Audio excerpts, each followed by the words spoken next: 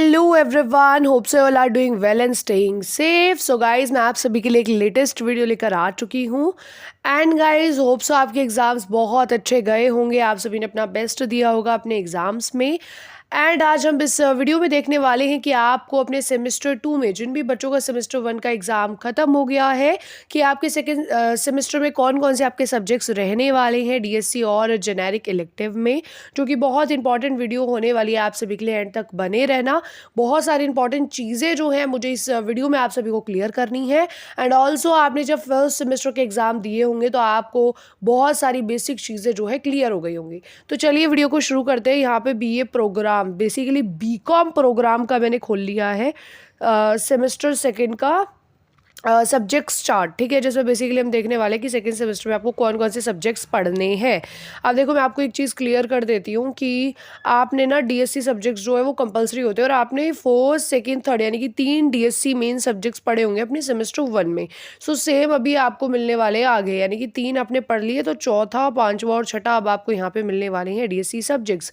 सबके नाम चेंज हो चुके हैं, पहले कुछ और नाम थे, अब कुछ और है। तो आपका डीएससी 4 जो है वो होगा कॉर्पोरेटिव अकाउंटिंग। ठीक है, कॉर्पोरेट अकाउंटिंग। ठीक है, उसके बाद है कंपनी लॉ, एंड देन है ह्यूमन रिसोर्सेज मैनेजमेंट। तो ये जितने भी बीकॉम प्रोग्राम के बच्चे हैं, जो भी एनसी वेब से है, रेगुलर से है, एसओएल से है, सभी के लिए वीडियो बहुत ज़्यादा इंपॉर्टेंट है। तो वीडियो में अंत तक बने रहना।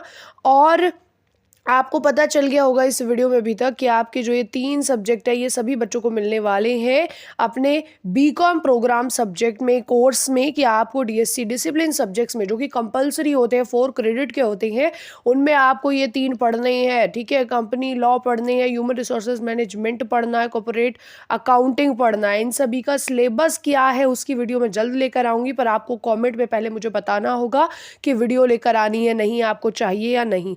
उसके बाद जेनेरिक इलेक्टिव, जो आपका जी सब्जेक्ट होता है, वो भी मेन सब्जेक्ट की तरह ही होता है। इसमें भी 4 क्रेडिट्स ही होते हैं, और इसकी कॉपी भी आपकी ना यूनिवर्सिटी ही जाती है चेक होने। ठीक है, अब इसमें क्या होता है मैं आपको बता दूं।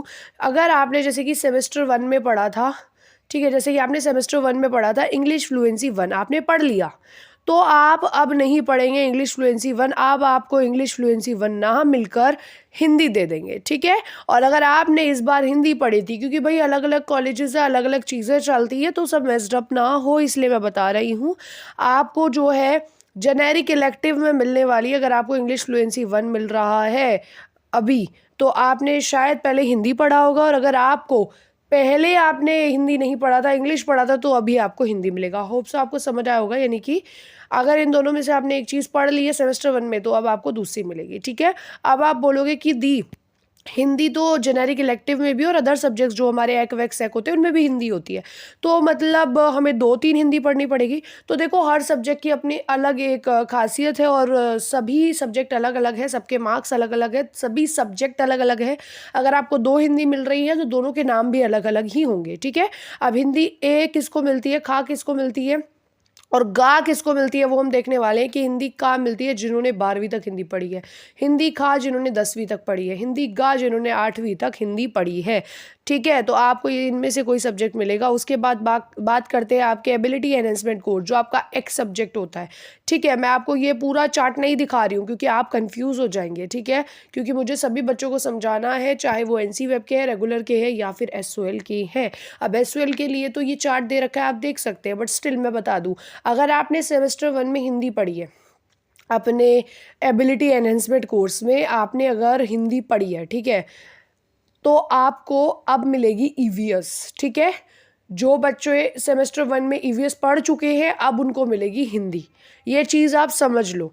ठीक है, बहुत सारे बच्चों ने ईवीएस का एग्ज़ाम दिया और बहुत सारे बच्चों ने अभी हिंदी का एग्ज़ाम दिया है, तो ये सोच लो आपका स्विच हो जाएगा कि जिन्होंने पहले हिंदी पढ़ी थी अब वो ईवीएस पढ़ेंगे, और जिन्होंने पहले ईवीएस पढ़ी थी अब वो हिंदी पढ़ेंगे। ठीक है, उसके बाद आगे मैं आपको बताती हूँ। यहाँ पे है आपका स्किल एनहेंसमेंट कोर्स, आपको एक स्किल एनहेंसमेंट कोर्स मिलेगा। ठीक है, बेसिकली सेक्स सब्जेक्ट में एक सब्जेक्ट आपको मिलेगा। जैसे कि किसी ने इंग्लिश पढ़ ली, कम्युनिकेशन इन एवरीडे लाइफ, और हिंदी में रंगमंच पढ़ लिया, तो अब आपको कोई और सब्जेक्ट देंगे। और कॉमर्स वाले बच्चे फाइनेंस फॉर एवरीवन पढ़ेंगे, और अगर उन्होंने सेमेस्टर 1 में ये पढ़ लिया तो आपके लिए कोई अदर ऑप्शन होगा। अब मैं एक चीज़ आपको क्लियर कर देती हूँ, एक में मैंने बता दिया एक में कंपलसरी है कि अगर आपने हिंदी पढ़ी है सेमेस्टर 1 में तो अब आप ईवीएस पढ़ेंगे, और अगर आपने सेमेस्टर 1 में ईवीएस पढ़ी है तो आप हिंदी पढ़ेंगे। पर जो आपका सेक वेक सब्जेक्ट होता है, इनका एक फॉर्म आता है आपके कॉलेज के ग्रुप्स पे, जो भी जिन भी ग्रुप्स में आप ऐड हो। मैं एनसीएफ की गर्ल्स रेगुलर के बच्चों को भी बता रही हूँ ये चीज़ें, ठीक है। एसएल के बच्चों के लिए तो कोई प्रॉब्लम ही नहीं है, यहाँ पे ऑप्शंस बताए हुए हैं। बट एनसीएफ की गर्ल्स को मैं बता दूँ, सेक वेक का एक आपको फॉर्म दिया जाता है जिसमें आप अपनी डिटेल्स फिल करते हैं, अपना नाम फिल करते हैं। देन आपको 3 ऑप्शन मिलते हैं और उनमें से आप एक चूज करते हैं कि आपको अब क्या पढ़ना है, ठीक है। अब एग्जाम्पल, अगर आपने कम्युनिकेशन इन एवरीडे लाइफ पढ़ रखा है, ठीक है, और आपको 3 ऑप्शन दिए गए हैं कि आप सेक में इन तीनों में से एक चूज कर सकते हैं, तो उसमें कम्युनिकेशन इन एवरीडे लाइफ भी होगा। तो उसे छोड़ के जो बाकी के 2 ऑप्शन हैं उनमें से आप कुछ चूज करके अपना पढ़ सकते हैं। होप आपको समझ आया होगा, ठीक है। ऐसे ही वैक का होगा, 3 ऑप्शन मिलेंगे। एक आपने पहले पढ़ा होगा, चाहे वो कॉन्स्टिट्यूशनल वैल्यू हो या फिर एथिक्स एंड कल्चर हो, ठीक है, एटसेट्रा, कोई भी XYZ सब्जेक्ट हो सकता है।